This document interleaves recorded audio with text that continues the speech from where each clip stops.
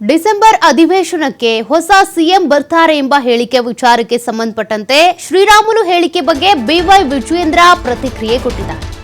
ಶ್ರೀರಾಮುಲು ಹೇಳಿದ್ದನ್ನ ಪಕ್ಕಕ್ಕಿಡಿ, ಆಡಳಿತ ಪಕ್ಷದ ಸಚಿವರು ಶಾಸಕರೇ ಇದನ್ನ ಹೇಳ್ತಿದ್ದಾರಲ್ಲ, ಸರ್ಕಾರದಲ್ಲಿ ಕುರ್ಚಿಗೆ ಯುದ್ಧ ಆರಂಭ ಆಗಿದೆ ಅಂತ ವಿಜಯೇಂದ್ರ ಅವರು ಹೇಳಿಕೆ ಕೊಟ್ಟಿದ್ದಾರೆ.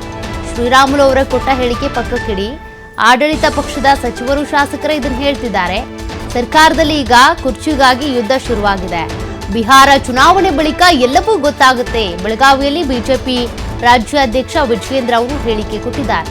ಈಗಾಗಲೇ ರೈತರ ಹೋರಾಟದಲ್ಲಿ ಭಾಗಿಯಾಗಿರುವಂತಹ ವಿಜಯೇಂದ್ರ ಅವರು ಈ ಸಂದರ್ಭದಲ್ಲಿ ಡಿಸೆಂಬರ್ ಅಧಿವೇಶನಕ್ಕೆ ಹೊಸ ಸಿಎಂ ಬರ್ತಾರೆ ಅನ್ನೋ ಹೇಳಿಕೆಗೆ ಸಂಬಂಧಪಟ್ಟಂತೆ ಪ್ರತಿಕ್ರಿಯೆ ಕೊಟ್ಟಿದ್ದಾರೆ.